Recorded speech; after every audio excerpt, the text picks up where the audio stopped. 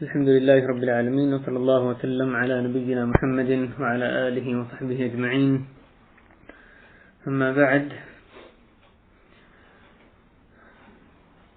اللہ تعالیٰ نے سورہ علق میں ارشاد فرمایا بسم اللہ الرحمن الرحیم اقرأ بسم ربک الذی خلق خلق الانسان من علق اقرأ وربک الاکرم الذی علم بالقلم علم الانسان ما لم يعلم كلا ان الانسان ليطغى ان رآه استغنى ان الى ربك الرجعى أرأيت الذي ينهى عبدا اذا صلى أرأيت ان كان على الهدى او امر بالتقوى أرأيت ان كذب وتولى ألم يعلم بأن الله يرى كلا لئن لم ينتهي لنسفعا بالناصية ناصية كاذبة خاطئة فليدع ناديه سندع الزبانية كلا لا تطعه واسجد واقترب. محترم بھائیو، یہ سورہ علق دو بارہا ہم سب نے پڑھی اور سنی ہوگی اور اکثر ساتھیوں کو امید ہے یہ یاد بھی ہوگی. مختصر صورتوں میں سے ایک ہے اور جیسے آپ جانتے ہیں یہ اس کی ابتدائی 5 آیات وہ ہیں جو کہ قرآن مجید کی سب سے پہلی آیات جو نازل ہوئیں. اس تعلق سے بھی اس صورت کی یہ ایک اس کی شہرت ہے، اس کی خصوصیت ہے. اس صورت میں شروع میں وہ ابتدائی 5 آیات ہیں جن کا جو غار حرا میں رسول کریم صلی اللہ علیہ وسلم پہ جب پہلی دفعہ جبریل امین تشریف لائے ان کے پاس، ان پہ جو آیات نازل کی، اور پھر اس کے بعد جو انسان کی صفت کا بیان ہے کہ جب وہ بے نیاز ہو رہتا ہے تو وہ اللہ تعالیٰ سے بے پرواہ ہونے لگتا ہے اور اللہ سے منہ موڑنے لگتا ہے. انسان کی فطرت کا اس میں بیان ہے کہ جب وہ مستغنی ہونے لگتا ہے. اس کے بعد پھر ایک ابو جہل کے بارے میں تفصیلی کچھ آیات آئی ہیں. اس کا جو ایک انتہائی گنوہنا فعل تھا جو رسول اللہ علیہ وسلم کو اس نے نماز پڑھنے سے روکا تھا، اس قصے کا اس میں ذکر ہے اور ابو جہل کو شدید تنبیہ کی گئی ہے، اس کو وعید سنائی گئی ہے اور ساتھ علیہ وسلم کو اس کے بارے میں کیا موقف اختیار کرنا چاہیے اس کے بارے میں اس کی بھی اس میں یعنی ذکر ہے. اور یقیناً اس میں ہمارے لیے بھی اسباق رکھیں. یہ قصے اس وقت جو ابو جہل نے رسول اللہ علیہ وسلم کو تنگ کیا، لیکن اسی طرح کے قصے آج کل بھی پیش آتے ہیں جو کرنے والا تنگ کرنے والا اور جس کو تنگ کیا جا رہا ہے، دونوں کے لیے ہدایات. اس میں وہی ہدایات ہیں جو کہ اس وقت ابو جہل کو جو وعید دی گئی اور جو ان کو منع کیا جا رہا، جس شخص کو رسول اللہ علیہ وسلم کو منع کیا جا رہا تھا، جو ان کو کہا گیا، وہی ہمارے لیے بھی یعنی اس میں اسباق رکھے ہیں، احکام ہیں. تو ابتدا میں جو آیات ہیں، جو 5 آیات ہیں، اقرأ بسم ربک الذی خلق، آپ جانتے ہیں سورہ کے شروع میں بسم اللہ الرحمن الرحیم آئی ہے. اس میں یہ ان صورتوں کا حصہ نہیں ہے، ان صورتوں میں سے یعنی ان صورتوں کی آیتوں میں سے ایک آیت نہیں ہے سوائے سورہ فاتحہ کے. اس میں علماء کے اختلاف ہے کہ کیا اس کی پہلی آیت الحمدللہ یا پہلی آیت بسم اللہ الرحمن الرحیم ہے. ہمارے مصاحف میں عموماً جو طریقہ اختیار کیا گیا ہے اس میں بسم اللہ الرحمن الرحیم کو پہلی آیت کے طور پہ لکھا جاتا ہے، اس کے آگے نمبر 1 لکھا ہوتا ہے، آیت نمبر 1. اس طرح سے 7 آیتیں پوری کی ہوتی ہیں. بعض دیگر علماء کے نزدیک اس میں جو آخری آیت ہے اس کے یعنی 2 حصے ہیں، اهدنا الصراط المستقیم صراط الذین انعمت علیہم، یہاں پہ آیت ختم ہوتی. بہرحال اس کے علاوہ سورہ فاتحہ کے علاوہ جتنی بھی صورتیں ان کا وہ حصہ نہیں ہے بسم اللہ، لیکن ان کے پہلے پڑھی جاتی ہے. ہمیں یہی سکھایا گیا کہ سورت شروع کرنے سے سوائے سورہ براءہ، سورہ توبہ، ہر سورت کو شروع کرنے سے پہلے بسم اللہ الرحمن الرحیم پڑھی جاتی ہے. خواہ نماز میں بھی آپ پڑھیں، اگر یہ سورہ علق یا کوئی اور سورت بھی نماز میں شروع کرتے ہیں، حتیٰ کہ سورہ فاتحہ میں بھی وہ آیت کا اس سورت کا حصہ ہے یا نہیں ہے، اس کو اس مسئلے سے ہٹ کے نماز میں جب سورت شروع کی جائے گی تو اس سے پہلے بھی بسم اللہ الرحمن الرحیم پڑھی جاتی ہے. سورہ فاتحہ بھی جو شروع کریں اس کو آہستہ آواز میں، جیسے انس بن مالک رضی اللہ تعالیٰ عنہ کی حدیث میں تو وہ کہتے ہیں کہ رسول اللہ علیہ وسلم نے بسم اللہ الرحمن الرحیم نہیں پڑھتے تھے بلکہ الحمدللہ رب العالمین سے شروع کرتے تھے، یعنی اونچی نہیں پڑھتے تھے، جیسے دوسری روایت میں کہ لم یجہر، اونچی آواز سے وہ بسم اللہ نہیں پڑھا کرتے تھے. تو اعوذ باللہ بسم اللہ، یہ آہستہ آواز سے الحمدللہ سے اونچی تلاوت شروع کی جاتی ہے. یہی حکم باقی صورتوں کا ہے. سورہ علق یا کوئی اور سورت آپ شروع کریں گے نماز میں تو آہستہ آواز میں بسم اللہ الرحمن الرحیم پڑھیں، اور اس کے بعد اس سورت کو، یعنی اگر امام، میری مراد ہے کہ اگر امام پڑھا رہے ہیں تو اس کو چاہیے کہ یہ آہستہ آواز میں پڑھے، پھر بعد میں جو سورت ہے اس کی پہلی آیت ہے وہ اونچی آواز سے پڑھیں. اگر یعنی سنت یہی ہے جیسے کہ صراحتاً حدیث میں آ رہا ہے، اگر کوئی شخص اونچی آواز میں بسم اللہ پڑھتا ہے تو یہ بھی حرام نہیں ہے، اس کو یعنی بدعت یا منکر نہیں کہا جا سکتا، لیکن وہ بہرحال اس سنت کے خلاف وہ کام کر رہے ہیں. اس کے بعد بسم اللہ الرحمن الرحیم کے بعد جو آیت یہ سورت شروع ہوتی ہے، اقرأ بسم ربک الذی خلق خلق الانسان من علق اقرأ وربک الاکرم الذی علم بالقلم علم الانسان ما لم يعلم. اس سورت اس سے پہلے کہ ہم اس کی تفصیلی تشریح میں جائیں، اس کی ترجمانی میں آپ کے سامنے رکھتا ہوں. بسم اللہ الرحمن الرحیم، اپنے رب کے نام سے پڑھیے جس نے پیدا کیا، اس نے انسان کو جمے ہوئے خون سے پیدا کیا. پڑھیے اور آپ کا رب بڑا کریم ہے، وہ ذات جس نے قلم کے ذریعے سے علم سکھایا، اس نے انسان کو وہ علم سکھایا جو وہ نہیں جانتا تھا. سچ مچ انسان تو یقیناً آپے سے باہر ہو جاتا ہے، اس بنا پہ کہ وہ خود کو بے پرواہ سمجھتا ہے. بے شک آپ کے رب ہی کی طرف واپسی ہے. کیا آپ نے اسے دیکھا جو منع کرتا ہے ایک بندے کو جب وہ نماز پڑھتا ہے؟ بھلا دیکھ تو اگر وہ بندہ ہدایت پر ہو یا تقوی کا حکم دیتا ہو. بھلا دیکھ تو اگر وہ حق کو جھٹلاتا اور اس سے منہ موڑتا ہو. کیا وہ نہیں جانتا کہ بے شک اللہ دیکھ رہا ہے؟ ہرگز نہیں. اگر وہ باز نہ آیا تو ہم اسے پیشانی کے بالوں سے پکڑ کر ضرور گھسیٹیں گے، پیشانی جو جھوٹی اور خطا کار پیشانی ہے.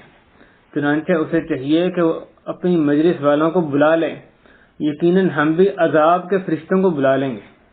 ہرگز نہیں، آپ اس کی اطاعت نہ کریں اور سجدہ کریں اور اللہ کا قرب حاصل کریں. ان آیات کی ترجمانی ہے. اس کی پہلی 5 آیتوں کے تعلق سے جو غار حرا میں نزول کا جو قصہ ہے، جو کہ صحیح بخاری میں انما الاعمال بالنیات صحیح بخاری کی پہلی حدیث ہے، اس کے بعد یہ پہلی حدیث ہے. یعنی صحیح بخاری آپ کھولیں تو اس کی جو دوسری حدیث ہے وہ یہ جو پہلی 5 آیتوں کا جس میں قصہ کتاب بدء الوحی یعنی وحی کی ابتدا کے بیان میں یہ پہلی کتاب ہے، پہلا باب ہے جو صحیح بخاری میں آتے ہیں. اس کتاب میں پہلی حدیث آئی ہے انما الاعمال بالنیات کہ سارے اعمال کا دار مدار نیتوں پر، اور آخر تک وہ حدیث ہے. اور دوسری حدیث یہ والی ہے جس کا بھی ہم مطالعہ کریں گے، جس میں کہ یہ غار حرا کا قصہ جو ہے وہ بیان کیا گیا. یہ حدیث حضرت عائشہ رضی اللہ تعالی عنہا سے مروی ہے. اس حدیث میں بہت سے اسباق رکھے ہیں لیکن ہم ان کی تفاصیل میں نہیں جائیں گے، لیکن حدیث میں آپ کے سامنے پوری پڑھے دیتا ہوں. حضرت عائشہ رضی اللہ تعالی عنہا سے روایت ہے کہ رسول کریم صلی اللہ علیہ وسلم پر وحی کا آغاز نیند میں سچے خوابوں سے ہوا. آپ جو خواب بھی دیکھتے ہیں وہ اپنی تعبیر میں اس درجے روشن اور صحیح ثابت ہوتا تھا جیسا کہ سپیدہ صبح کا ظہور ہوتا ہے. پھر آپ کو خلوت محبوب ہو گئی اور آپ غار حرا میں تشریف لا کر مصروف عبادت رہنے لگے. گاہے گاہے آپ اہل خانہ کے پاس بھی تشریف لے آتے تھے اور حضرت خدیجہ رضی اللہ تعالیٰ عنہا آپ کے لیے کھانے پینے کا کچھ سامان تیار فرما دیتی تھیں اور آپ اسے لے کر پھر غار حرا میں واپس تشریف لے جاتے تھے. اسی طرح آپ غار حرا میں عبادت میں مشغول تھے کہ اچانک آپ کے پاس فرشتہ آیا اور کہنے لگا اقرا. اس حدیث کی ابتدا میں جو یہ خواب کا ذکر ہوا ہے اس میں علماء نے لکھا ہے، جیسے شیخ ابن عثیمین رحمہ اللہ نے ذکر کیا علماء کے حوالے سے، کہ یہ جو خواب سچے خواب کی صورت میں جو وحی شروع ہوئی تھی، حضرت عائشہ کہتے ہیں اول ما بدأ به النبی صلی اللہ علیہ وسلم من الوحی الرؤیا الصادقہ. تو آپ کہتی ہیں کہ جو پہلے وحی کا ابتدا جو رسول کریم صلی اللہ علیہ وسلم پہ وہ سچے خواب کی صورت میں. یعنی انبیاء کی وحی، ایک انبیاء کا جو خواب ہے وہ وحی ہوتا ہے. تو اس سے پہلے کہ جبریل آئیں تو پہلی جو وحی کی صورت صلی اللہ علیہ وسلم پہ شروع ہوئی وہ سچے خواب تھے. یہ جو سچے خواب شروع ہوئے یہ ربیع الاول میں ہوئے، اور جب اس کے بعد ربیع الاول سے لے کے رمضان تک یہ 6 مہینے سچے خواب، جو کہ یعنی صبح روشن صبح کی طرح جن کی تعبیر آپ کو دن میں نظر، بعد میں اٹھنے کے بعد نظر آتی تھی، یہ خواب جو آتے رہے. اور پہلے جو سچے خواب شروع ہوئے پھر اللہ تعالیٰ نے آپ کے نزدیک خلوت محبوب بنا دی، یعنی علیحدہ اس جاہلی معاشرے سے الگ تھلگ ہو کے جس طرح بھی اللہ نے آپ کو الہام کیا تھا اس اللہ کی عبادت کرنا، غور و فکر کرنا، یہ چیز آپ کو پسند، آپ کے لیے پسندیدہ بنا دی گئی. تو آپ وہاں پہ پھر غار حرا میں جا کے الگ تھلگ ہو کے وہاں پہ غور و فکر کیا کرتے تھے، اللہ کی عبادت کیا کرتے تھے. کان یتحنث، کہ وہ عبادت کیا کرتے تھے، علیحدگی میں اللہ کی عبادت کرتے تھے. تو یہ جو خواب ہیں یہ ربیع الاول سے لے کے رمضان تک جاری رہے، یعنی 6 مہینے جاری رہے. اور پھر رمضان میں حضرت جبریل علیہ السلام آپ پر یہ اللہ کلام لے کر نازل ہوئے. اور آپ کی نبوت جیسے ہم جانتے ہیں 23 سال تھی، اور 6 مہینے آپ کو خوابوں کی صورت میں جو وحی آتی رہی حضرت جبریل کی تشریف آوری سے پہلے، وہ 6 مہینے تھی. اسی حساب سے حدیث میں آتا ہے الرؤیا الصادقہ جزء من 46 جزءا من النبوہ، یہ جو سچے خواب ہیں وہ نبوت کا 46واں حصہ ہے. 23 کا آدھا، یعنی 6 مہینے آپ کو صرف ایک صورت میں وحی آتی رہی، خواب کی صورت میں وحی. اس کے بعد بھی رسول کریم صلی اللہ علیہ وسلم کو آئی، جیسے تذکرہ لقد صدق اللہ رسولہ الرؤیا بالحق، کہ وہ صلح حدیبیہ کے وقت آپ کو دکھایا گیا کہ آپ عمرہ کر رہے ہیں اور یعنی مکہ میں داخل ہو رہے ہیں. تو آپ کو وحی کے ذریعے، جو خواب کے ذریعے جو وحی دی گئی اس کے بعد بھی آئی، لیکن وہ مدت جو جس میں کہ صرف یہی صورت تھی وحی کی وہ 6 مہینے تھی، اور کل نبوت 23 سال تھی. تو آپ پہ یعنی جو 46واں حصہ آپ وسلم کہتے ہیں کہ جو سچے خواب نبوت کا وہ 46واں حصہ ہے. تو رمضان مبارک میں اس کے بعد آپ پھر جو یہ جس کا آگے ذکر کیا گیا جبریل امین علیہ السلام کی تشریف آوری کا، وہ رمضان میں واقعہ پیش آیا کہ اچانک آپ کے پاس فرشتہ آیا اور کہنے لگا اقرا، یعنی پڑھیے. تو رسول اللہ صلی اللہ علیہ وسلم نے فرمایا فقلت ما انا بقارئ، تو آپ نے کہتے ہیں کہ میں نے جواب دیا کہ میں پڑھنا نہیں جانتا. آپ نے فرمایا کہ جب میں نے یہ کہا تو اس فرشتہ نے مجھے اپنی گرفت میں لے لیا، جس کی وجہ سے مجھے تکلیف محسوس ہونے لگی، اور پھر چھوڑ کر مجھ سے دوبارہ کہا اقرا. تو میں نے پھر وہی جواب دیا کہ ما انا بقارئ، مجھے پڑھنا نہیں آتا. جبریل ان کو حکم دے رہے تھے پڑھیں، لیکن وہ کہہ رہے تھے مجھے پڑھنا نہیں آتا. اس نے مجھے پھر اپنی گرفت میں لے لیا، حتیٰ کہ جب مجھے تکلیف محسوس ہونے لگی تو اس نے مجھے چھوڑ دیا، اور پھر تیسری بار کہا اقرا، پڑھیے. تو میں نے پھر وہی پہلا جواب دیا کہ ما انا بقارئ. تو اس نے پھر مجھے اپنی گرفت میں لے لیا حتیٰ کہ مجھے تکلیف محسوس ہونے لگی.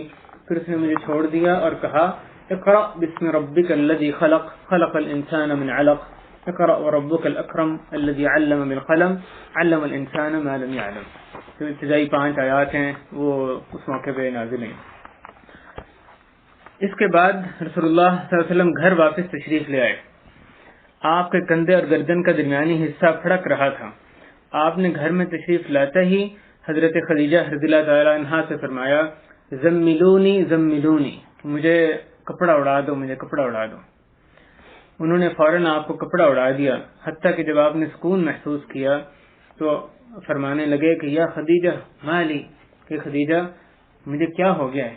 اور پھر آپ نے اپنا قصہ ان کو سنایا، سارا واقعہ سنایا، اور پھر فرمایا کہ وقت خشیت علیہ، کہ مجھے اپنے بارے میں خوف ہونے لگا ہے، مجھے اپنی جان کا خوف ہے. اس پہ حضرت خدیجہ رضی اللہ عنہا نے کیا خوبصورت ان کو دلاسا دیا.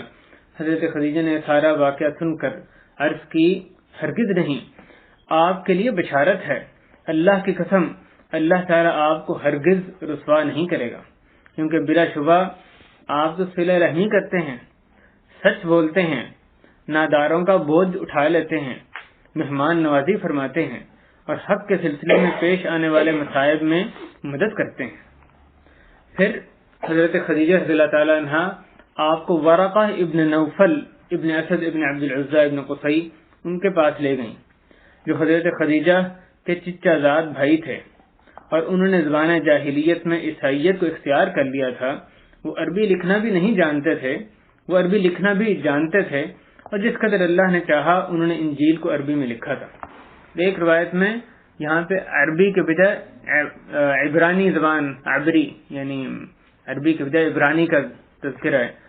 تو اور وہ جو ورقہ ابن نوفل تھے وہ عربی بھی جانتے تھے، اور عبرانی بھی سے بھی ان کو خوب واقفیت تھی، اور وہ بہت ضعیف العمر اور نابینا تھے۔ پھر حضرت خدیجہ رضی اللہ عنہا نے ورقہ سے کہا کہ میرے چچا زاد، آپ اپنے بھتیجے کا واقعہ تو سنیے۔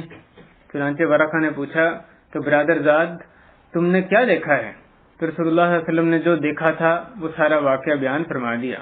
تو ورقہ نے کہا کہ یہ تو وہی فرشتہ ہے جو حضرت موسیٰ علیہ السلام کے پاس وحی لے کر آتا تھا۔ کاش میں اس وقت طاقتور نوجوان ہوتا، کاش میں اس وقت تک زندہ رہوں جب تمہاری قوم تمہیں تمہارے وطن سے نکال دے گی۔ آپ دیکھیں پہلی وحی بھی آئی ہے، وہ آ کے صلی اللہ علیہ وسلم کو بتا رہے ہیں، ان کو یہ جو ورقہ بن نوفل تھے وہ اپنے علم کی بنیاد پہ فوراً پہچان گئے کہ نبی ہیں، اور اس وقت کے ساتھ ہی ان کو خبر دے رہے ہیں کہ کاش میں اس وقت زندہ ہوں جبکہ تمہاری قوم تمہیں نکال دے گی۔ تو صلی اللہ علیہ وسلم نے فرمایا او مخرجیہم، کہ کیا وہ مجھے نکال دیں گے؟ ورقہ نے جواب دیا ہاں، جب بھی کوئی آدمی یہ پیغام لایا جو تم لائے ہو تو اس سے ضرور دشمنی کی گئی ہے۔ اگر وہ دن میری زندگی میں آیا تو میں پوری قوت کے ساتھ تمہاری نصرت و حمایت کروں گا۔ پھر ورقہ کا جلد ہی انتقال ہو گیا اور وحی کا سلسلہ بھی بند ہو گیا۔ وحی کا سلسلہ وقتی طور پہ بند ہو گیا، جس سے رسول اللہ صلی اللہ علیہ وسلم غمزدہ ہو گئے۔ یہ ورقہ بن نوفل صلی اللہ علیہ وسلم نے ایک اور حدیث میں ان کے بارے میں فرمایا کہ لا تسبوا ورقہ فإنہ فی الجنہ، ورقہ کو برا بھلا مت کہو کیونکہ وہ جنت میں ہے۔ اس کے بعد جو اس حدیث کی ایک اور روایت میں اس کے جو مزید اس کے آگے ایک چیز بیان کی گئی ہے، اس میں ضعف ہے، اور میں اس کے ضعف کو بیان کرنے کے لیے اس کی شہرت کی وجہ سے حدیث آپ کے سامنے رکھ رہا ہوں۔ امام زہری فرماتے ہیں کہ ہمیں یہ بات پہنچی ہے، امام زہری جو تھے یہ تابعی نہیں تھے، وہ امام زہری کہہ رہے ہیں یہ حدیث بڑی آگے جو روایت ہے یہ مشہور ہے، لیکن اس میں امام زہری یہ کہہ رہے ہیں کہ ہمیں یہ بات پہنچی ہے، یعنی انہوں نے خود نہ دیکھی ہے، نہ انہوں نے بتایا کہ وہ کس سے سنی ہے، درمیان میں جو واسطہ ہے، جو درمیان میں ان کا جس آدمی سے انہوں نے سنی وہ یعنی محذوف ہے، اس کا مذکور نہیں ہو، تو وہ کہتے ہیں کہ ہمیں یہ بات پہنچی کہ آپ اتنے شدید غمزدہ ہوئے کہ آپ نے کئی بار چاہا کہ اپنے آپ کو پہاڑوں کی بلند چوٹیوں سے گرا دیں۔ آپ جب بھی کسی پہاڑ کی چوٹی پر جاتے تو جبریل علیہ السلام نمودار ہو جاتے اور وہ آپ کو تسلی دیتے ہوئے کہتے اے محمد صلی اللہ علیہ وسلم، بے شک آپ اللہ تعالیٰ کے سچے رسول ہیں، اس سے آپ کے دل کو سکون اور جان کو قرار نصیب ہوتا اور آپ واپس تشریف لے آتے۔ پھر جب فترت وحی یعنی وحی جو وقتی طور پر ختم ہو گئی تھی، رک گئی تھی، اس کا سلسلہ طویل ہو جاتا تو آپ اسی طرح غمگین ہوتے، اور جب پہاڑ کی چوٹی پہ جاتے تو پھر جبریل علیہ السلام اسی طرح نمودار ہو کر آپ کو تسلی دیتے۔ یہ جو حصہ ہے نا روایت کا، پہلی حدیث تو پوری صحیح بخاری میں امام بخاری نے اپنی سند سے روایت کی ہے، یہ جو حصہ ہے یہ امام زہری ایک اور روایت میں امام زہری کہتے ہیں کہ ہمیں بات پہنچی ہے، اس طرح سے وہ بات کر کے انہوں نے یہ روایت بیان کی۔ یہ محدثین کے نزدیک قابل اعتبار نہیں ہے، یعنی اس کو ان کے ہاں کہا جاتا ہے بلاغات الزہری، یعنی وہ چیزیں جو امام زہری نے براہ راست بیان کی کہ ہمیں کہیں سے یہ بات پہنچی ہے اور ہمیں نہیں اس کا علم نہیں ہے کہ ان کو کہاں سے بات پہنچی ہے۔ یہ جو حدیث ہے اس کو یہ جو دوسری روایت ہے اس کو ہم یہ نہیں کہہ سکتے کہ امام صحیح بخاری میں یہ موجود ہے، یا اس کی سند جو ہے اس میں اس وجہ سے ضعف پایا جاتا ہے، یہ محدثین کے ہاں قابل اعتبار نہیں ہے۔ بہرحال یہ وہ قصہ ہے حضرت عائشہ رضی اللہ عنہا کا بیان کیا ہوا جو پورا جس میں کہ وحی کی ابتدا کا تذکرہ کیا گیا پہلی دفعہ جو آپ پر وحی نازل ہوئی تھی۔ آئیے ان آیات کا کچھ ترجمانی یعنی معنی پر غور کرتے ہیں۔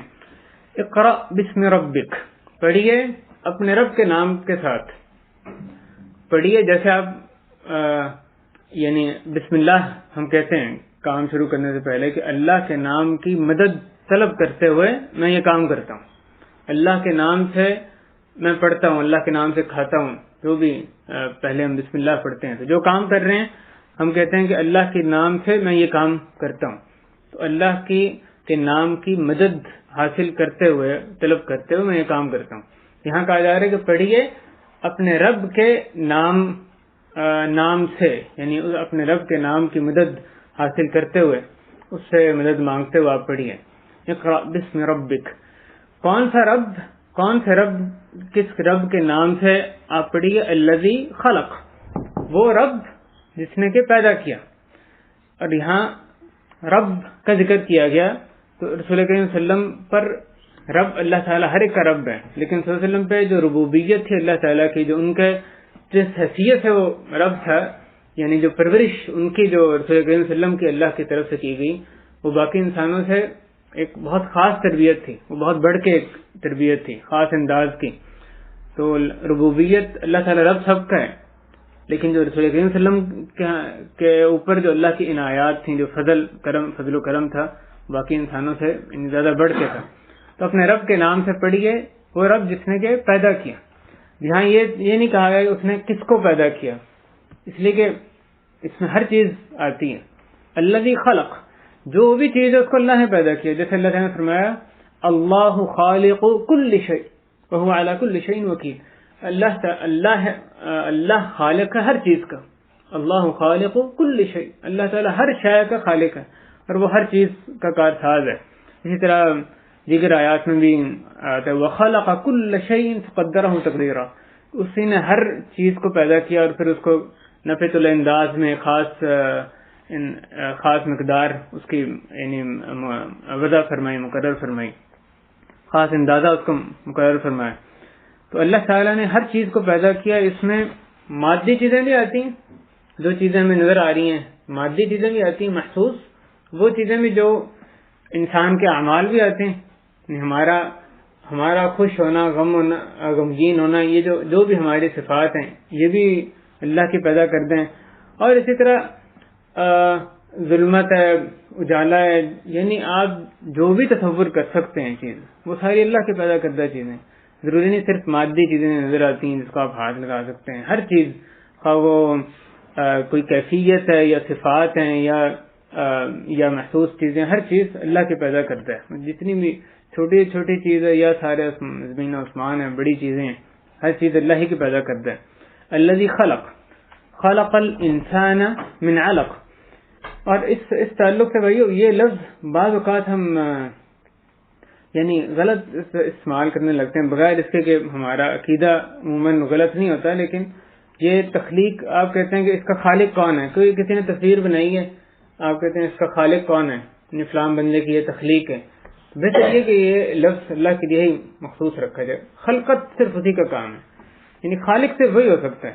دوسروں کے لیے بے شک ہم وہ مجازن استعمال کرتے ہیں, ہم اس معنی میں نہیں کرتے کہ ہم معاذ اللہ اس کو اللہ کا شریک ٹھہرا رہے ہیں, لیکن بہتر یہ ہے کہ لفظاً بھی اپنے الفاظ میں بھی یعنی اپنا محاسبہ کیا جائے. جو چیز اللہ تعالیٰ کے ساتھ مخصوص ہے وہ اسی کے ساتھ ہی وہ لفظ اس کے ساتھ مخصوص رکھا جائے. پیدائش کا کام اللہ کے علاوہ کوئی نہیں کر سکتا.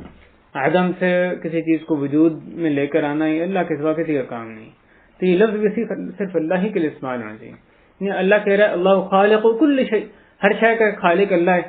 تو اب یہ لفظ مناسب نہیں ہے کہ ہم کسی اور کے لیے استعمال کریں, چاہے مجازن بھی کہ فلاں کی چیز جو ہے وہ یعنی فلاں چیز کا خالق کوئی اور رکھا, وہ مجازی معنی میں ہی ہونی. اس کے آگے فرمایا خلق الانسان من علق, کہ وہ رب جس نے کہ انسان کو پیدا کیا علق سے, ایک خون کے لوتھڑے سے اس نے انسان کو پیدا کیا. اللہ تعالی نے پہلے ایک عام خلقت کا ذکر کیا جس نے ہر چیز کو پیدا کیا, اور پھر اس میں سے انسان کا مخصوص ذکر کیا جس میں کہ انسان کی تکریم سامنے آتی ہے. جیسے اللہ تعالیٰ نے فرمایا وَلَقَدْ كَرَّمْنَا بَنِي آدم, کہ ہم نے بنی آدم کی تکریم کی. تو اللہ تعالیٰ نے بنی آدم کو خاص شرف بخشا ہے, ان کو مکرم کیا ہے. تو خاص ساری مخلوقات کا ذکر کر کے پھر انسان کا تذکرہ کیا کہ اس نے انسان کو پیدا کیا کس سے, من علق. علق یعنی خون کا ایک لوتھڑا, خون کا ٹکڑے سے اس نے پیدا کیا. اور آپ جانتے ہیں دیگر آیات میں آتا ہے اللہ تعالیٰ نے خلق الانسان من نطفہ کہ اللہ تعالیٰ نے اس کو نطفے سے پیدا کیا، یا ماء مہین ایک پانی کی بوند، حقارت والی پانی کی بوند سے پیدا کیا.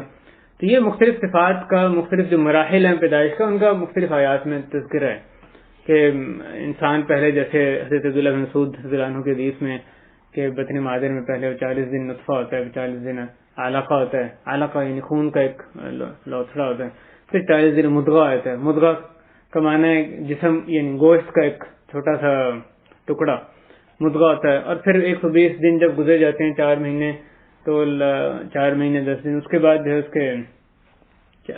اس کے اندر یعنی فرشتہ اللہ تعالیٰ بھیجتے ہیں جو کہ اس کے اندر روح پھونکتا ہے، اور پھر اس میں یعنی وہ ایک جیتا جاگتا انسان بن جاتا ہے.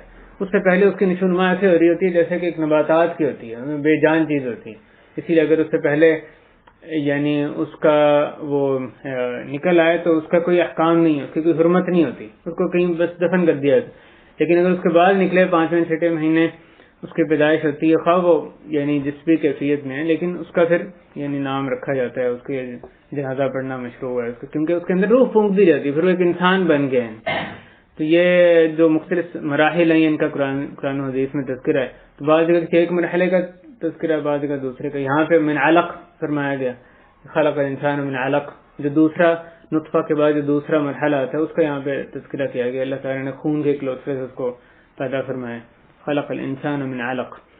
اور اس میں ظاہر اللہ کی قدرت کے نظارے ہیں، کیسے یعنی بطن مادر میں کیا اس کی ابتدا ہوتی ہے، کچھ کوئی وجود ہی نہیں ہوتا، اور پھر ایسا ایسا کیا خوبصورت ایک انسان اللہ تعالیٰ اس کو وہاں پہ بنا دیتے ہیں. سارے اس کے جو خد و خال ہیں، ہاتھ پاؤں ہیں، سارے بطن مادر میں اس پہ نقش و نگار اس پہ آ جاتے ہیں، اور ایک جیتا جاتا انسان بعد میں وجود میں آتا ہے. خلق الانسان من علق اقرأ وربک الاکرم.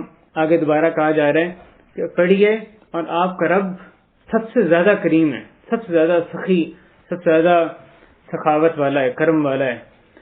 کس چیز آپ کا رب ربک الاکرم.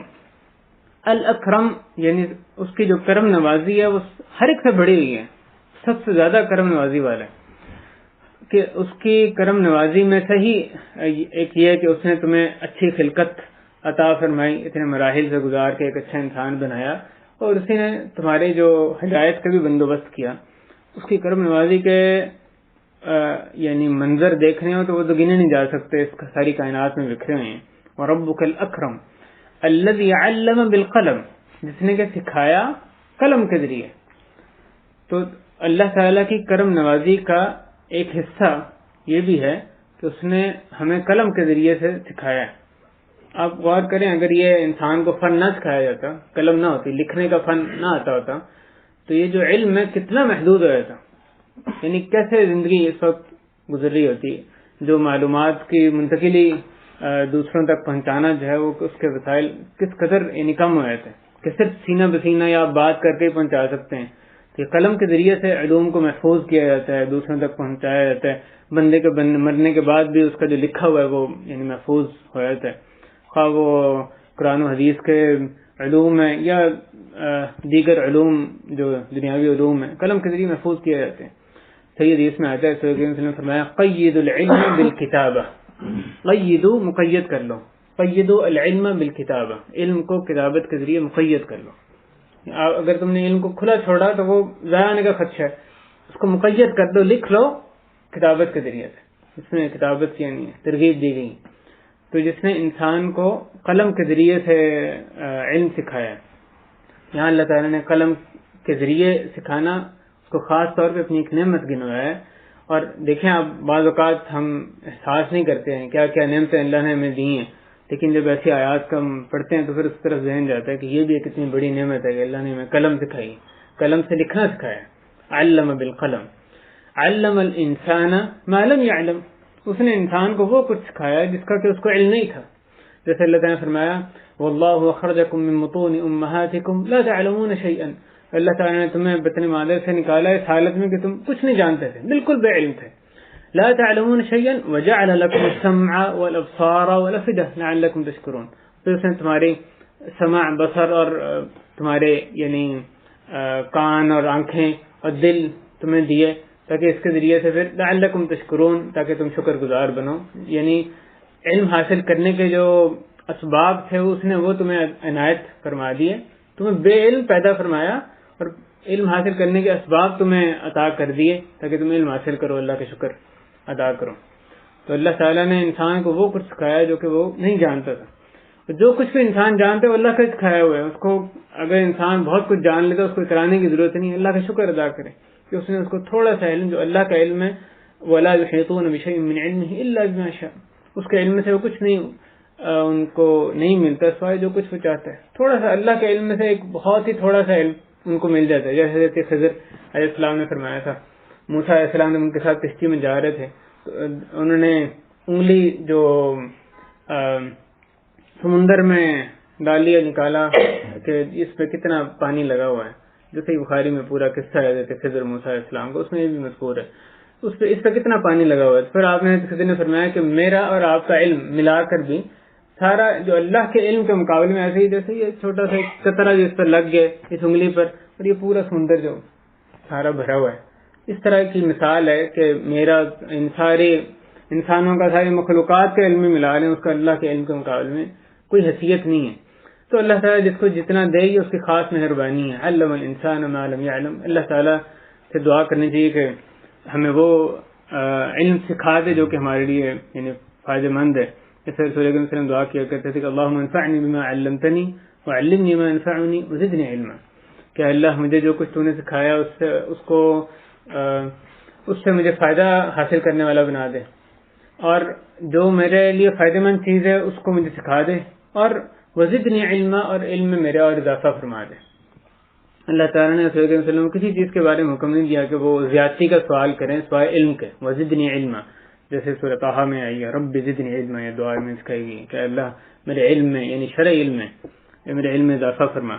تو اس نعمت کا یہاں ذکر کیا گیا کہ اللہ تعالیٰ نے انسان کو وہ کچھ سکھایا جو کہ وہ نہیں جانتا تھا.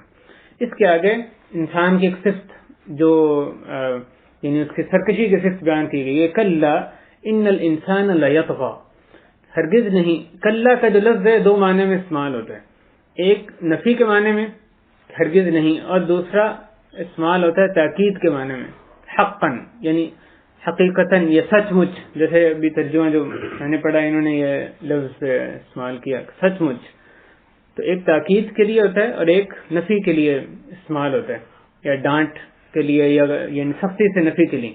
تو یہاں جو استعمال ہو رہا ہے جیسے مفسرین کہتے ہیں کہ حقیقتاً یا سچ مچ اس معنی میں استعمال ہو رہا ہے کہ کلا, کہ حقیقتاً ایسے ہی ہے جیسے آگے بات کہی جا رہی ہے. ان الانسان لیطغی, کہ یقیناً انسان یطغی طغیانی پر آیا ہے. اردو کے لفظ سے آپ جوڑیں گے تو انشاءاللہ اس کے ترجمہ یاد رکھنے میں آسانی رہتی ہے. لیطغی طغیانی پر آیا ہے, اپنی حد سے تجاوز کر جاتے ہیں. کس وجہ سے؟ ان رآہ استغنا, کہ وہ اپنے آپ کو دیکھنے لگتا ہے استغنا, کہ مستغنی ہو گیا, کہ وہ اس کو اب اللہ تعالیٰ کی رحمت کی ضرورت نہیں رہی.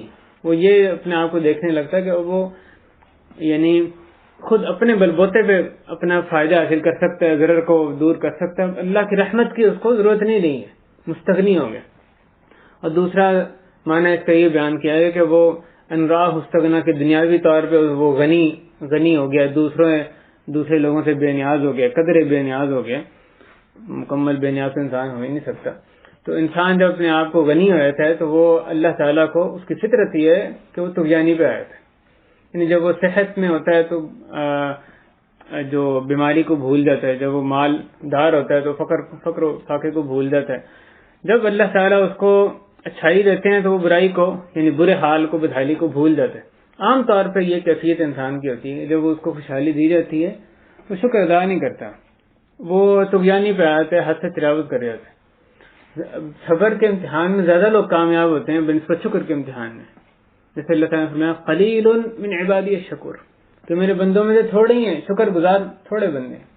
جب صبر کرنا پڑتا ہے زیادہ بندے اس میں کامیاب ہوتے ہیں بنسبت جب اللہ تعالیٰ دیتا ہے پھر کم بندے جو کہ شکر کرنا ان کو یاد رہتا ہے, اس نعمت میں اللہ کا حق ادا کرنا یاد رہتا ہے. بہرحال جب انسان اپنے آپ کو بے نیاز تصور کرنے لگتا ہے تو وہ طغیانی پہ آتا ہے, اللہ کی حدود سے تجاوز کرنے لگتا ہے. کلا ان الانسان لیطغی کیوں؟ اس لیے کہ ان رآہ استغنا، اس لیے کہ اپنے آپ کو مستغنی دیکھنے لگتا ہے، وہ سمجھنے لگتا ہے کہ وہ بے نیاز ہو گئے، ان رآہ استغنا۔ آگے فرمایا گیا ان الی ربک الرجع، یہ انسان، ایسا انسان جس کی یہ صفت ہو، اللہ تعالیٰ نے اس کی صفت ذکر کر کے آگے اس کو متنبہ کیا کہ ان الی ربک، بے شک تمہارے رب ہی کی طرف رجع، مرجع رجوع کرنا ہے، تم نے اپنے رب کی طرف ہی پلٹ کر جانا ہے۔ یعنی یہ تم کیسے اللہ کے حدود سے تجاوز کر رہے ہو، اس لیے کہ اللہ نے تمہیں ذرا مستغنی کر دیا، مالدار کر دیا، مال و دولت سے نواز دیا، تم اللہ کے آگے کیسے اکڑ رہے ہو؟ تم نے اللہ کی طرف ہی پلٹ کر جانا ہے۔ تو یہ اصل میں انسان کی بحثیت انسان ایک صفت بتائی جا رہی ہے، اس کے معنی نہیں کہ ہر انسان پہ لاگو ہوتی ہے۔ جو سچا مومن ہے اس میں یقیناً یہ صفت، جتنا اس کا ایمان ہے اتنی وہ اس صفت سے مبرہ ہوگا۔ یعنی ایک ایمان ہی چیز ہے جو کہ انسان کو اس سے روک سکتی ہے کہ وہ کسی حالت میں طغیانی پہ نہیں آتا، اللہ کے جو قائم کردہ حدود ہیں ان کے اندر رہ کر ہمیشہ زندگی گزارتا ہے۔ لیکن بحثیت انسان کی فطرت میں یہ ایک چیز رکھی ہے، مستغنی جب اپنے آپ کو سمجھنے لگتا ہے طغیانی پہ آتا ہے۔ اس کا حل کیا ہے؟ کس طرح سے اس طغیانی کو روکا جائے گا؟ ان الی ربک الرجع، آخرت کی یاد کر کے نا، کہ پلٹ کر اللہ کی طرف جانا ہے۔ یہ آخرت کا عقیدہ ذہن میں پکا رہے گا تو پھر بندہ اللہ کی معصیت سے رکا رہے گا، طغیانی پہ نہیں آئے گا۔ تو اللہ تعالیٰ نے صرف ذکر کر کے اس کا حل، اس کو متنبہ کیسے کیا ہے؟ ان الی ربک الرجع، رجع مرجع، اردو میں استعمال ہوتا ہے مرجع، رجوع کرنا۔ تم نے پلٹ کر رجوع، آخر کا جو رجوع ہے تمہارا مرجع ہے وہ اللہ ہی کی طرف تم نے پلٹ کر جانا ہے۔ تم کیسے طغیانی میں اللہ کی معصیت میں یہاں پہ زندگی گزار رہے ہو؟ ارأیت الذی ینہا، آگے وہ ابو جہل، اللہ اس پہ اپنی پھٹکار لعنت نازل کرے، اس کا قصہ آگے شروع ہوتا ہے۔ ان ارأیت الذی ینہا، کیا تم نے اس شخص کو دیکھا جو کہ منع کرتا ہے؟ عبدا اذا صلی، ایک بندے کو جبکہ وہ نماز پڑھتا ہے، جبکہ وہ نماز پڑھ رہا تھا۔ اس قصے کی جو اگلی آیات ہیں ان کی جو پس منظر میں مختلف جو یعنی قصے صحیح روایات اس کی مذکور ہوئی ہیں، ان میں سے 3 حدیث میں آپ کے سامنے رکھتا ہوں، اس کے بعد ہم ان آیات کے مطلب کی طرف جاتے ہیں۔ پہلی حدیث امام بخاری رحمہ اللہ نے اس کو روایت کیا، حضرت ابن عباس رضی اللہ تعالیٰ عنہما سے روایت ہے کہ ابو جہل نے کہا، کہ ابو جہل کو ابو الحکم کہا جاتا تھا، قریش اس کی طرف حکم کروانے یعنی فیصلہ کروانے کے لیے آتے تھے، اس لیے انہوں نے اس کو نام ابو الحکم دیا ہوا تھا۔ لیکن رسول کریم صلی اللہ علیہ وسلم نے اس کے مقابلے میں ابو الحکم اس کو کہا جاتا ہے، رسول اللہ نے اس کو ابو جہل کا لقب دیا کہ حکم، ابو الحکم تو دور کے بعد جاہلوں کا باپ ابو الجہل۔ تو یہ یعنی رسول کریم صلی اللہ علیہ وسلم کا اس کو بدبخت کو یہ جو ہے عطا کردہ یہ لقب تھا۔ حضرت ابن عباس کہتے ہیں کہ ابو جہل نے کہا کہ اگر میں نے محمد صلی اللہ علیہ وسلم کو کعبے کے پاس نماز پڑھتے دیکھ لیا تو میں ان کی گردن روند ڈالوں گا۔ نبی صلی اللہ علیہ وسلم کے پاس جب اس کی یہ بات پہنچی تو آپ نے فرمایا لو فعلہ لأخذتہ الملائکہ، اگر وہ ایسا کرے تو اسے فرشتے پکڑ لیں گے۔ یہ پہلی حدیث جس میں یہ اس کے لیے حدیث میں وعید سنائی گئی، اگر اس نے ایسا کیا تو فرشتے اس کو پکڑ لیں گے۔ دوسری حدیث میں اس طرح سے ہے کہ رسول اللہ صلی اللہ علیہ وسلم مقام ابراہیم کے پاس نماز ادا فرما رہے تھے کہ ابو جہل ابن ہشام کا آپ کے پاس سے گزر ہوا تو اس نے کہا اے محمد صلی اللہ علیہ وسلم، کیا میں نے تمہیں اس سے منع نہیں کیا تھا، یعنی نماز پڑھنے سے؟ اور وہ آپ کو دھمکیاں دینے لگا۔ چنانچہ رسول اللہ صلی اللہ علیہ وسلم نے بھی اس کا نہایت سختی سے جواب دیا اور اسے خوب جھڑکا۔ تو اس نے کہا اے محمد صلی اللہ علیہ وسلم، تم مجھے کس چیز سے ڈراتے ہو؟ اللہ کی قسم، بے شک اس وادی میں یعنی مکہ کی وادی میں میری سب سے بڑی جماعت ہے۔ تو اس کے جواب میں اللہ تعالیٰ نے یہ آیات نازل فرمائی فَلْيَدْعُ نَادِيَهُ سَنَدْعُ الزَّبَانِيَةَ، وہ اپنی جماعت والوں کو بلا لے، ہم عذاب کے فرشتوں کو بلائیں گے۔ حضرت ابن عباس فرماتے ہیں کہ اگر ابو جہل اپنی جماعت کے لوگوں کو بلاتا تو عذاب کے فرشتے فوراً اسے اپنے گرفت میں لے لیتے۔ تیسری حدیث میں اس طرح سے آتا ہے، حضرت ابو ہریرہ رضی اللہ تعالیٰ عنہ سے روایت ہے کہ ابو جہل نے کہا کیا محمد صلی اللہ علیہ وسلم تمہارے درمیان اپنے چہرے کو مٹی پر رکھتا ہے؟ کہا گیا ہاں، یعنی سجدے کی بات وہ کر رہے ہیں، کیا وہ مٹی پر رکھتا ہے؟ تو کہا گیا ہاں۔ تو اس نے کہا کہ لات اور عزا کی قسم، اگر میں نے انہیں اس طرح نماز ادا کرتے دیکھ لیا تو ان کی گردن روند ڈالوں گا اور ان کے چہرے کو مٹی میں ملا دوں گا۔ چنانچہ رسول اللہ صلی اللہ علیہ وسلم کے پاس اس وقت آیا جب آپ نماز ادا فرما رہے تھے تاکہ آپ کی گردن کو روندے، مگر اس کے ساتھیوں نے پھر دیکھا تو وہ الٹے پاؤں پھر رہا ہے اور اپنے دونوں ہاتھوں سے اپنے آپ کو بچانے کی کوشش کر رہا ہے۔ تو اس سے پوچھا گیا کہ یہ تمہیں کیا ہو گیا؟ اس نے کہا کہ میرے اور ان کے درمیان آگ کی خندق اور خوف اور رعب اور پر حائل ہیں۔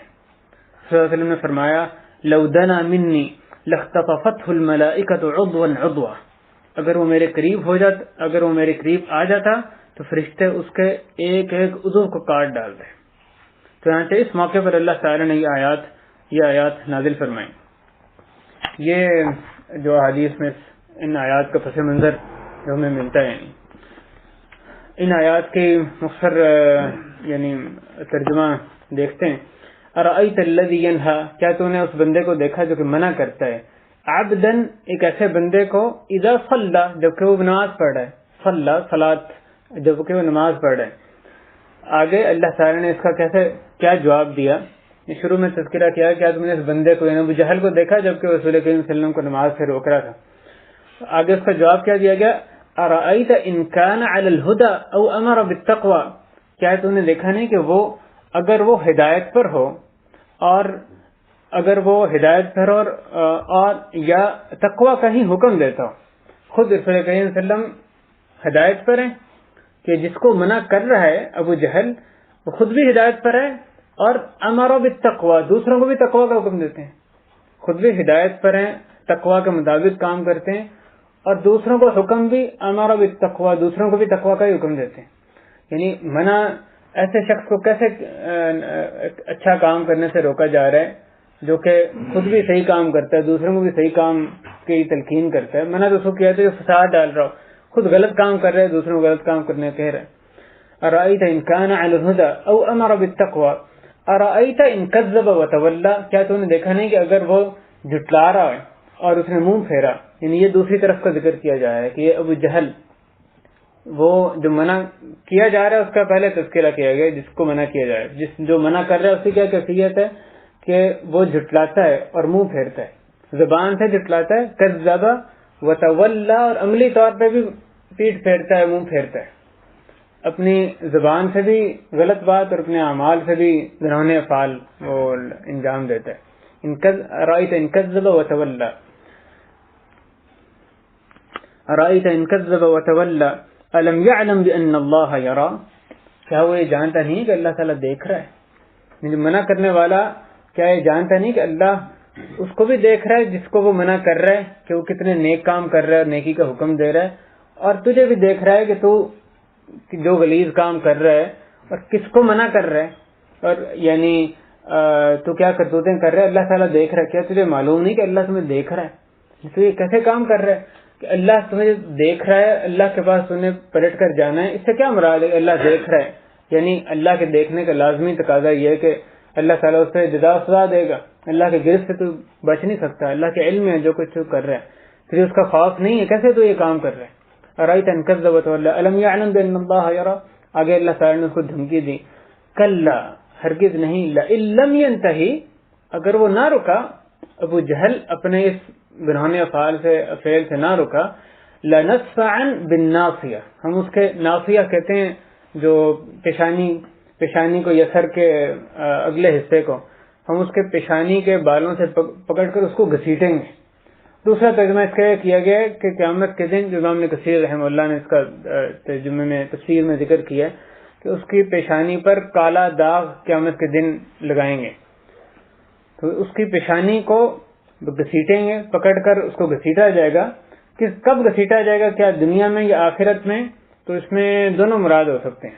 آخرت میں تو گھسیٹا ہی جائے گا، جیسے اللہ تعالیٰ نے فرمایا کہ یعرف المجرمون بسیماہم فیؤخذ بالنواصی والاقدام، کہ اس دن مجرم اپنی نشانیوں سے پہچانے جا رہے ہوں گے، سورۃ الرحمن کی آیت ہے، اور ان کو پکڑا جائے گا یا گھسیٹا جائے گا ان کی پیشانیوں سے اور پاؤں سے، قدموں سے۔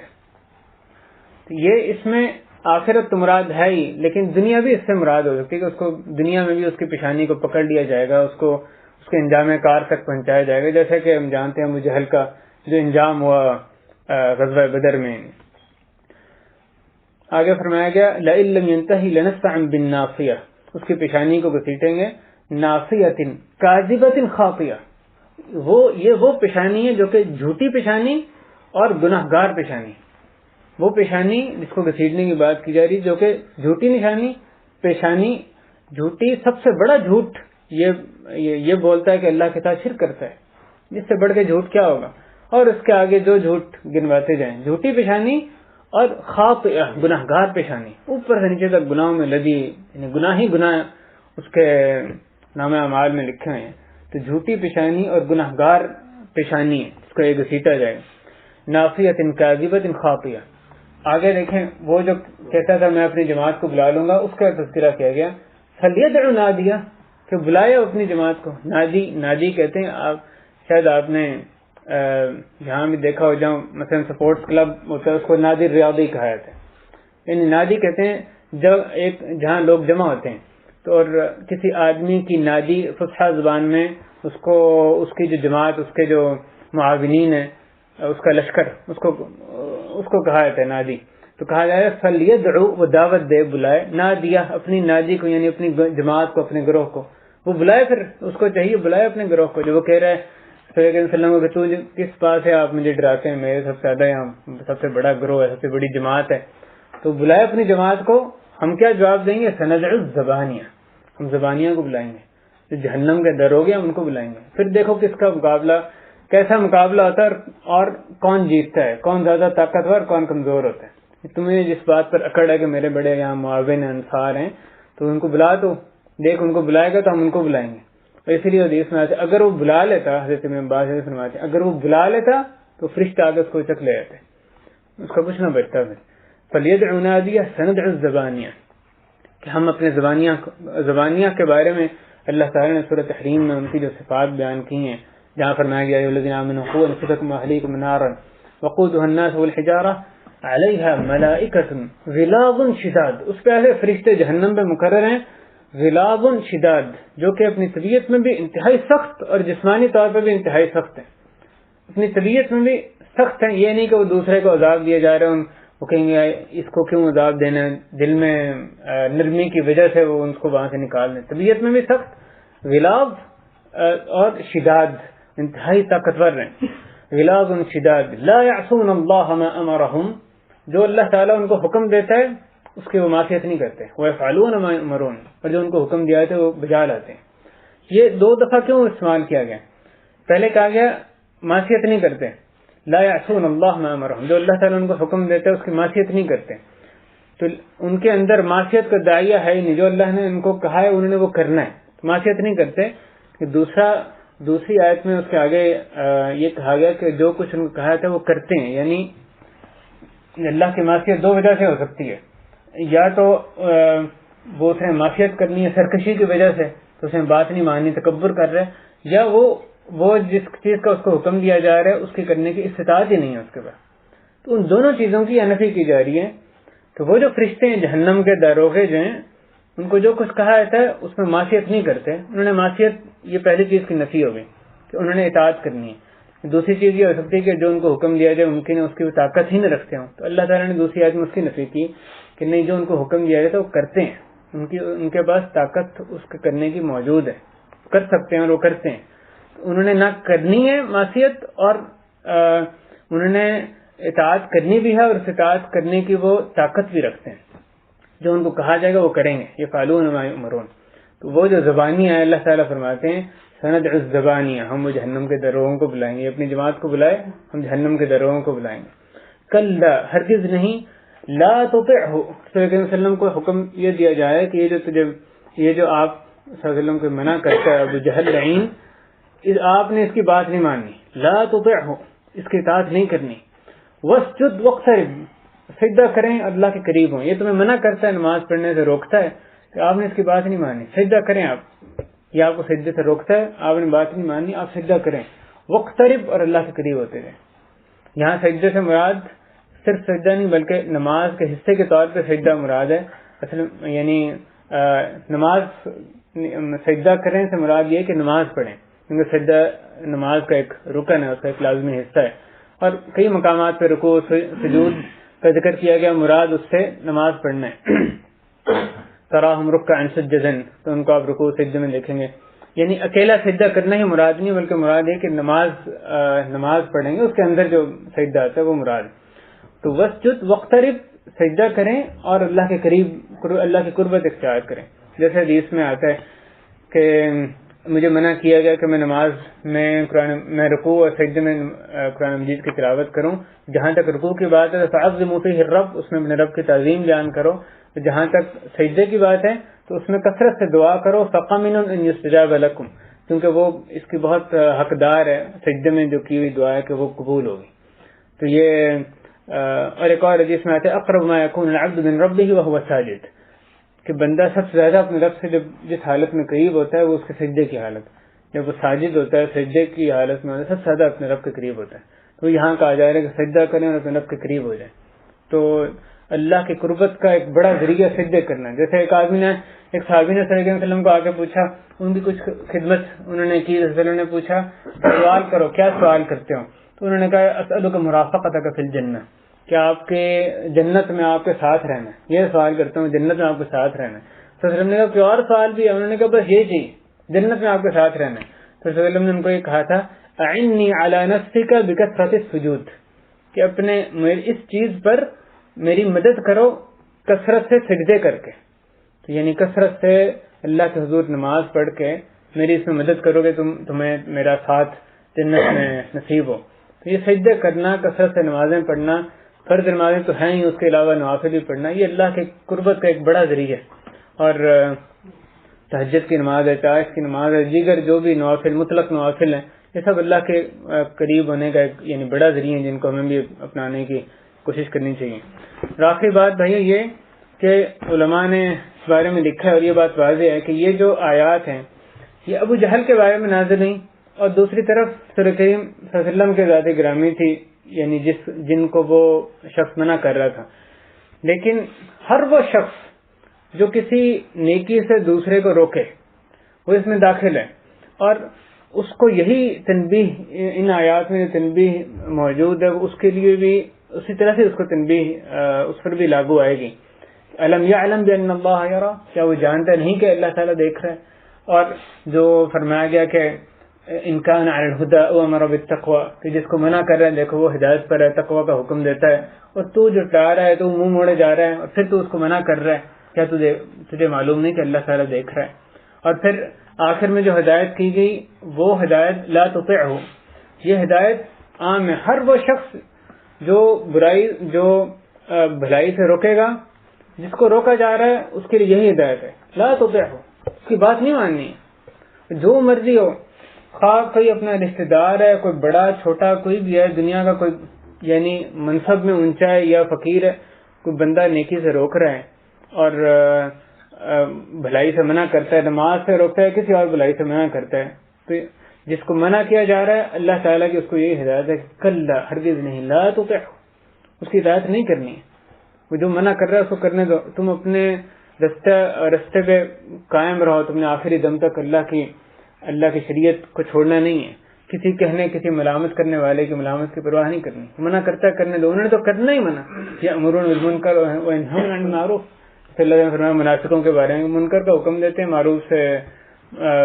منکر کا حکم دیتے ہیں، معروف سے روکتے ہیں. انہوں نے تو منع کرنا ہے، لیکن جو اچھے لوگ ان کو یہ ہدایت ہے کہ لا تطعہ واسجد واقترب، تم سجدہ کرو، اللہ کی اطاعت کرو، اللہ کی قربت اختیار کرو.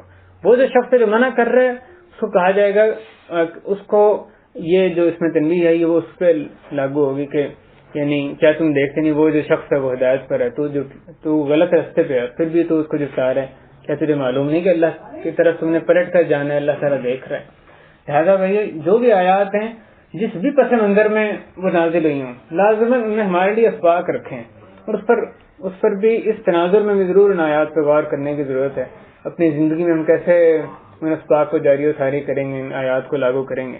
اللہ تعالیٰ ہمیں ان آیات کی جو صحیح فہم عطا فرمائے، ان پہ عمل پیرا ہونے کی توفیق عطا فرمائے. اے اللہ جو کچھ پڑھا گیا سنا گیا اللہ اس کو ذہن نشین فرما دے، اس میں جو بھی حق بات تھی اس کو ذہن نشین فرما دے، اگر کوئی غلطی ہے اس کو اللہ اس کو معاف فرما دے. ہمارے گناہ اللہ معاف فرما دے، ہماری جائز حاجات ہیں اللہ پوری فرما دے، ہماری مشکلات آسان بنا دے، ہمارے یہاں بیٹھنا اپنی خالص فرما لے، اپنی بارگاہ میں اس کو قبول فرما لے۔ اے اللہ ہمیں اپنی خاطر ایک دوسرے سے محبت کرنے کی توفیق عطا فرما۔